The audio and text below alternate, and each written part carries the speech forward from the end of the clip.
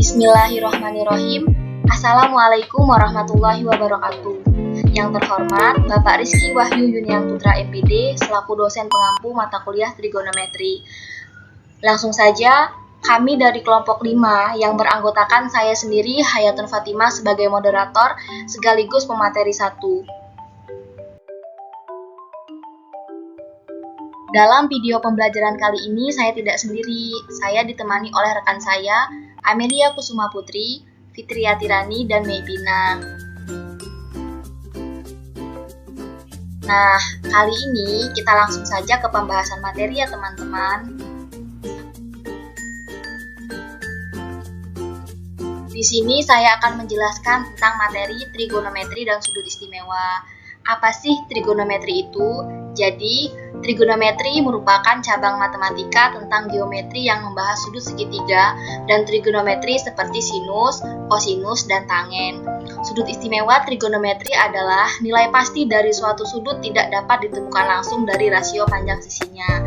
Dalam matematika, trigonometri digunakan untuk menemukan relasi antara sisi dari sudut pada suatu segitiga. Ukuran sudut derajat dan radian bisa diukur menggunakan derajat. Besar sudut dalam satu putaran penuh adalah 360 atau didefinisikan sebagai besar sudut yang dibentuk oleh 1/360 putaran penuh.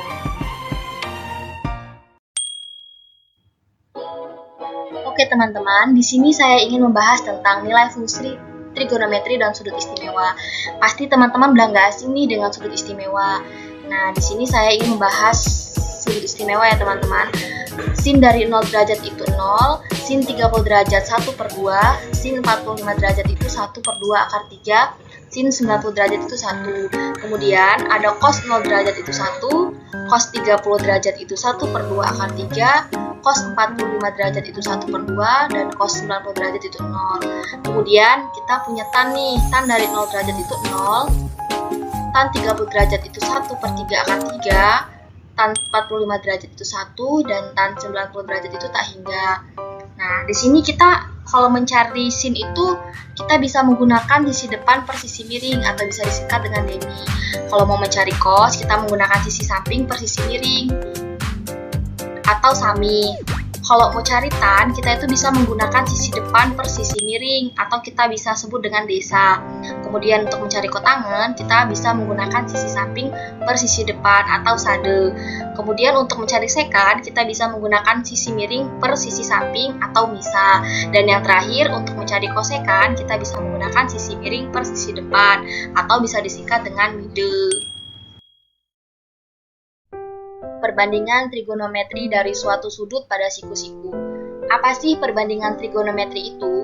Jadi, perbandingan trigonometri adalah perbandingan panjang antara dua sisi pada suatu segitiga siku-siku. Segitiga siku-siku didefinisikan sebagai segitiga dengan salah satu sudutnya adalah siku-siku 90 derajat. Dalam segitiga siku-siku berlaku teorema Pitagoras. Teorema Pitagoras adalah kuadrat sisi miring hipotenusa sama dengan jumlah dari kuadrat sisi lainnya. Setelah membahas materi, selanjutnya ada beberapa contoh soal supaya teman-teman bisa lebih paham apa sih trigonometri dan sudut istimewa. Kita aplikasikan ke dalam soal. Nah, pembahasan soal ini akan disampaikan oleh rekan-rekan saya. Kepada rekan-rekan saya dipersilakan. Saya Meibina akan membahas soal nomor 1. Diketahui segitiga ABC siku-siku di B dan besar sudut A adalah 45 derajat. Jika panjang AC sama dengan 8 cm, maka kita akan mencari panjang AB. Di sini bisa kita lihat ada gambar segitiga ABC, di mana siku-sikunya berada di bagian B dan sudut A-nya 45 derajat. Lalu panjang AC-nya 8 cm. Di sini yang ditanya panjang AB, jadi kita mencari dengan rumus cos alfa sama dengan samping per miring. Cos alfa sama dengan cos 45 derajat, sama dengan sampingnya AB dan samping miringnya 8 cm. Seperti yang kita ketahui, cos 45 derajat itu 1/2 sama dengan AB per 8. Lalu kita pindahkan ruas menjadi 1/2 dikali 8 sama dengan AB sama dengan 8/2. Kita sederhanakan menjadi 4/2 sama dengan AB. Jadi sudah diketahui panjang AB-nya adalah 4/2.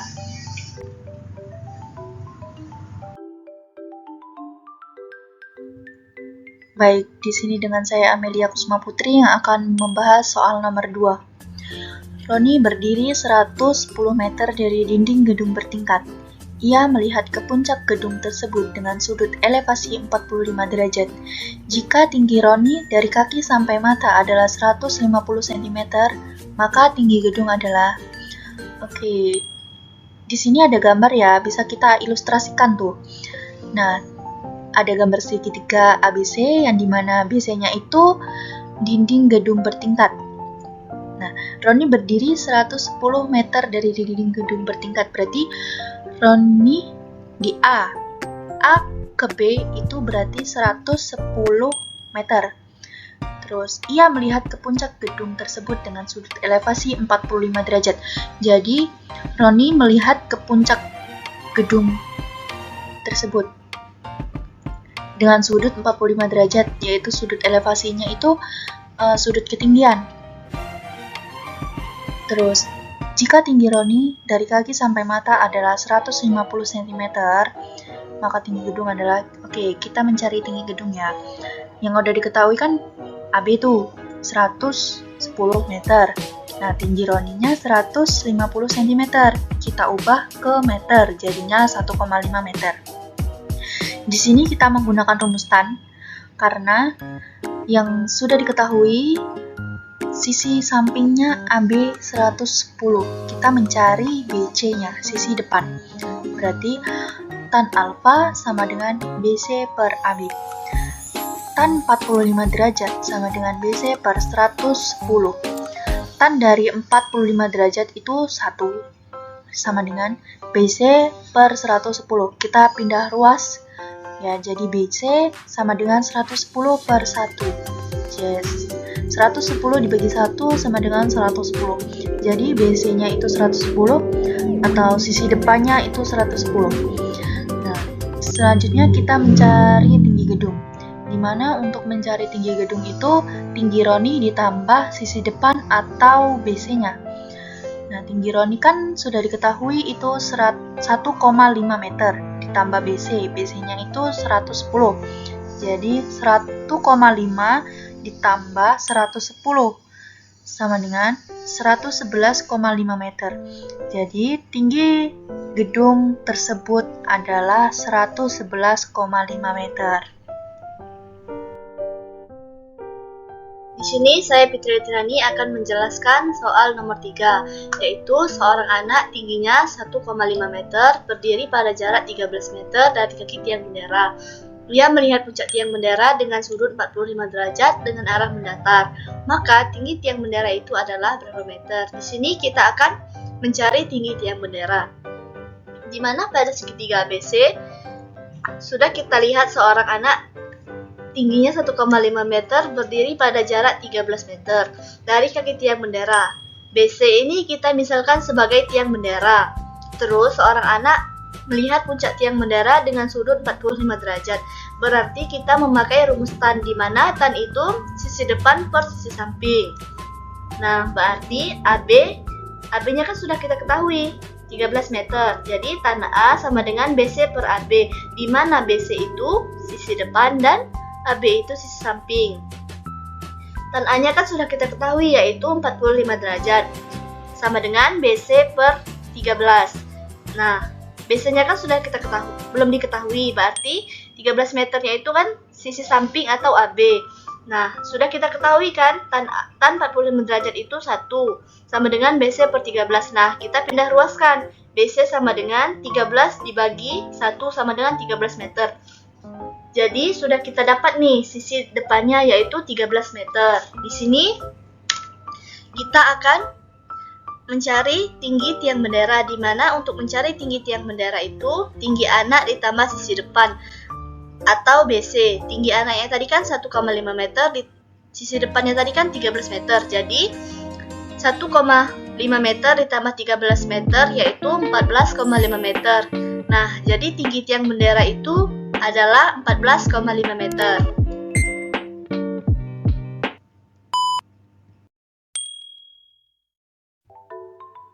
Demikian pembahasan materi mengenai trigonometri dan sudut istimewa.